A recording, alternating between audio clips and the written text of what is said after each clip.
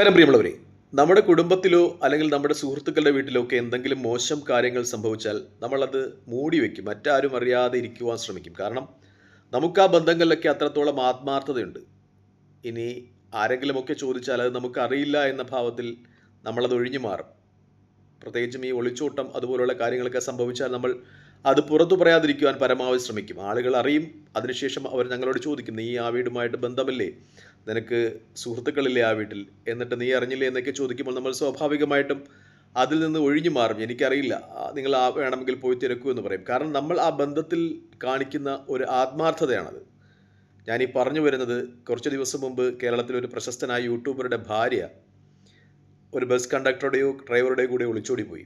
അപ്പോൾ ഈ സബ്ജക്റ്റുമായി ബന്ധപ്പെട്ട് ഈ സീക്രട്ട് ഏജൻറ്റ് എന്ന് പറയുന്ന യൂട്യൂബർ അയാളൊരു വീഡിയോ ചെയ്തു. ആ വീഡിയോയിൽ തന്നെ അയാൾ പറയുന്നത് താനും ഈ ഒളിച്ചോടിപ്പോയ യൂട്യൂബറുടെ ഭാര്യയും ആ യൂട്യൂബറുമായിട്ടൊക്കെ വളരെ വലിയ കുടുംബ ബന്ധമാണുള്ളത്. താൻ അയാളുടെ കല്യാണത്തിൽ പോയിരുന്നു. ഭാര്യയും അയാളുമായിട്ടൊക്കെ ആയിട്ട് വലിയ സൗഹൃദമാണുള്ളത്. പക്ഷേ എനിക്ക് വീഡിയോ ചെയ്യാതിരിക്കുവാൻ കഴിയുന്നില്ല. കാരണം യൂട്യൂബ് ആൽഗോരിതത്തിൽ ഇപ്പോൾ ആ യൂട്യൂബറുടെ പേരുണ്ട്, വീഡിയോ ഇട്ടാൽ ക്ലിക്കാകും, പൈസ കിട്ടും യൂട്യൂബിൽ നിന്ന്. അതുകൊണ്ട് എനിക്ക് ആ വീഡിയോ ചെയ്യാതിരിക്കാൻ പറ്റില്ല എന്നാണ് പറയുന്നത്. അത് വളരെ മോശമായ ഒരു സംഭവമായിട്ടാണ് എനിക്ക് തോന്നുന്നത്. എനിക്ക് ആ വീഡിയോ കണ്ടപ്പോൾ തന്നെ ദേഷ്യം വന്നു. കാരണം അയാളുമായിട്ട് അത്രമേൽ സൗഹൃദം വെച്ച് പുലർത്തുന്ന ഒരാൾ, അയാളുടെ കുടുംബത്തിന് സംഭവിച്ച ദുരിതം അത് ഇങ്ങനെ വിറ്റ് പുട്ടടിക്കുക എന്ന് പറയുന്നത് അല്പം ഉളുപ്പില്ലാത്തതെന്നല്ല, ഒട്ടും ഉളുപ്പില്ലാത്ത ഒരു പരിപാടിയായിട്ടാണ് എനിക്ക് തോന്നിയിട്ടുള്ളത്. എന്തായാലും സുനിത ദേവദാസ് ആ വീഡിയോ അയാളുടെ ആ വീഡിയോ ക്രിട്ടിസൈസ് ചെയ്തുകൊണ്ട് വീഡിയോ ചെയ്തു. അത് വലിയ രീതിയിൽ വിവാദമാവുകയാണ് ഇപ്പോൾ.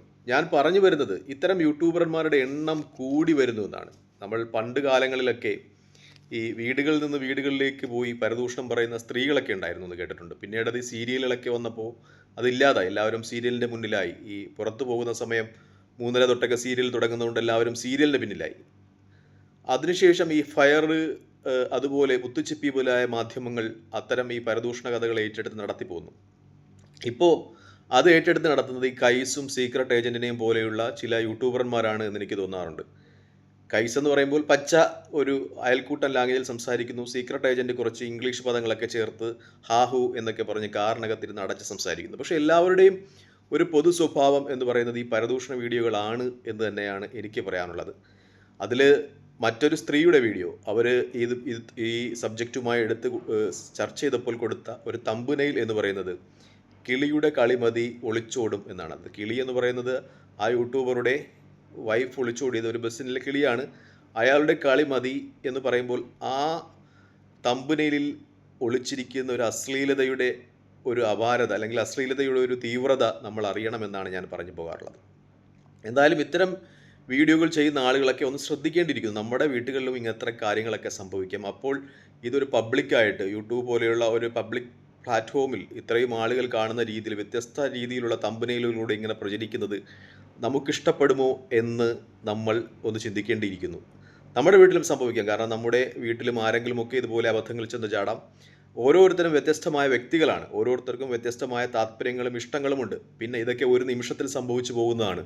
അബദ്ധങ്ങൾ സംഭവിക്കാം. അപ്പോൾ ഒരു ലോകം മുഴുവനും, അല്ലെങ്കിൽ ഒരു യൂട്യൂബോ അല്ലെങ്കിൽ ഇൻസ്റ്റാഗ്രാമോ മുഴുവനും ഇതൊക്കെ ചർച്ച ചെയ്യുന്നത് നമ്മൾ ഇഷ്ടപ്പെടുമോ എന്ന് നമ്മുടെ ഭാഗത്ത് നിന്ന് ചിന്തിക്കുക എന്നാണ് എനിക്ക് പറയാനുള്ളത്. എന്തായാലും കേരളത്തിലെ ഇത്തരം സബ്ജക്റ്റുകൾ ചെയ്യുന്ന യൂട്യൂബർമാർ പരിധി വിട്ടു പോകുന്നു എന്ന് തന്നെ ഞാൻ പറഞ്ഞുകൊള്ളട്ടെ. മിക്കപ്പോഴും ഇത്തരം വളരെ മ്ലേച്ഛമായ ഭാഷയിൽ, ലൈംഗികത കലർന്ന ഭാഷയിലൊക്കെയാണ് സംസാരിക്കുന്നത്.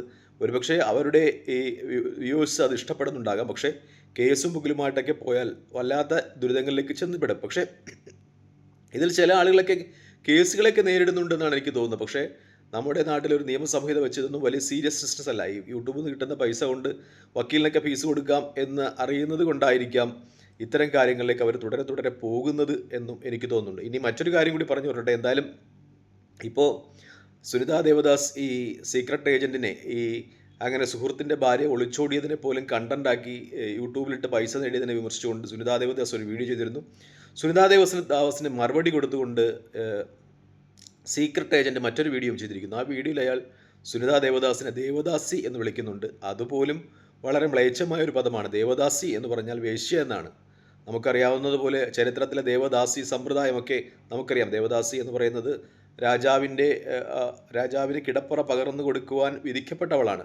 അങ്ങനെ ഒരു പദം മുൻനിർത്തിക്കൊണ്ട് ദേവദാസി ദേവദാസി, അതായത് വേശ്യ വേശ്യ വേശ്യ എന്ന് നിരന്തരം വിളിക്കുന്നുണ്ട് കേരളത്തിലെ പ്രശസ്തരായ യൂട്യൂബറായ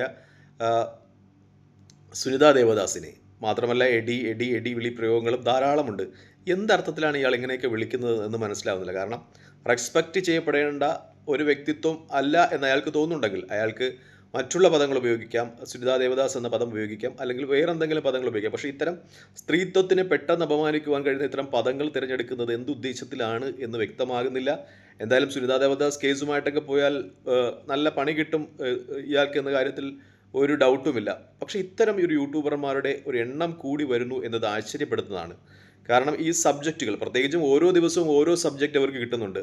ഓരോ യൂട്യൂബർമാരും ഓരോ പ്രശ്നം ഓരോ ദിവസം ഉണ്ടാക്കുന്നുണ്ട്. എനിക്ക് തോന്നുന്നത് ഇതൊക്കെ ഒരു നിറഞ്ഞു നിൽക്കുവാൻ വേണ്ടിയാണ്. കാരണം യൂട്യൂബിൻ്റെ ഒരു ആൽഗോരിതത്തിൽ വരുവാൻ വേണ്ടി കേരളത്തിലെ ഇത്തരം സബ്ജക്റ്റ് ചെയ്യുന്ന യൂട്യൂബർമാർ ഓരോ ദിവസവും ഓരോ പ്രശ്നങ്ങൾ ഉണ്ടാക്കുന്നു എന്നാണ്. ഒന്നുകിൽ മദ്യപിച്ച് കാറിൽ പോയി പോലീസ് പിടിക്കും, അന്നും അല്ലെങ്കിൽ വേറെ ഏതെങ്കിലും വീട്ടിൽ പോയി എന്തെങ്കിലും പ്രശ്നമുണ്ടാക്കും, അല്ലെങ്കിൽ വേറൊരു യൂട്യൂബറിൻ്റെ കാമുകിയുമായിട്ട് ഒളിച്ചോടും.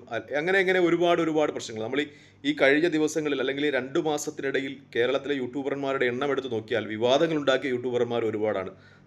ഹെലനോസ് പാർട്ട, തൊപ്പി, ഇന്നലെ ഏതോ പേയാട്, അങ്ങനെ എത്ര യൂട്യൂബർമാരാണ് ദിവസവും ഓരോ പ്രശ്നങ്ങൾ ഉണ്ടായിക്കൊണ്ടിരിക്കുന്നത്. ഈ പ്രശ്നങ്ങളുടെയൊക്കെയും അടിസ്ഥാന കാരണം എന്ന് എനിക്ക് തോന്നിയിട്ടുള്ളത്, ഈ പ്രശ്നങ്ങൾ ഉണ്ടാകുമ്പോൾ ചർച്ച ചെയ്യപ്പെടും, യൂട്യൂബിൽ അവരുടെ പേരിങ്ങനെ മുഴച്ചു നിൽക്കും, അൽഗോരിതത്തിൽ അവരുടെ പേര് വരും, അവരുടെ വീഡിയോകൾ ഓടും, അവർക്ക് യൂട്യൂബിൽ നിന്ന് പൈസ കിട്ടും എന്നാണ് എൻ്റെ ഒരു നിഗമനം. കാരണം വളരെ കൃത്യമായിട്ട് തന്നെ യൂട്യൂബിൻ്റെ ഒരു മാർക്കറ്റിംഗ് യൂസ് ചെയ്യാൻ ഇവർക്ക് കഴിയുന്നുണ്ട് എന്ന് തന്നെയാണ് എനിക്ക് തോന്നുന്നത്.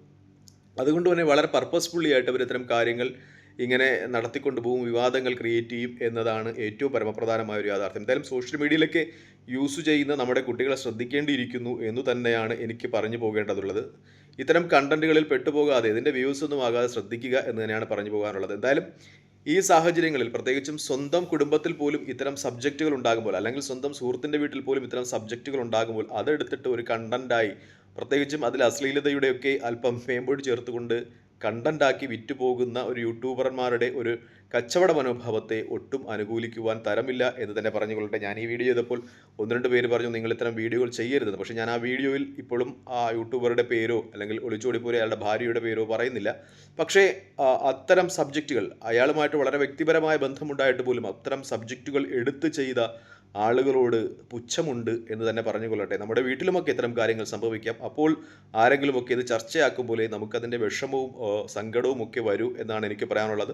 ഒരാൾ വീണ് കിടക്കുമ്പോൾ അയാളുടെ ചോരയിൽ ചവിട്ടിയും പണം നേടുവാനുള്ള ശ്രമം അത് അപകടകരം തന്നെയാണെന്ന് പറഞ്ഞുകൊണ്ട് തൽക്കാലം ഈ വീഡിയോ എവിടെ വാങ്ങുന്നു, മറ്റു വീഡിയോ കാണുന്നവരെ നന്ദി, നമസ്കാരം. ചെയ്യുന്ന വീഡിയോ ഇഷ്ടപ്പെടുന്നുണ്ട് ലൈക്ക് ചെയ്യുക, ഷെയർ ചെയ്യുക, കമൻറ്റ് ചെയ്യുക. മറ്റു വീഡിയോ കാണുന്നവരെ ജയ് ഹിന്ദ്.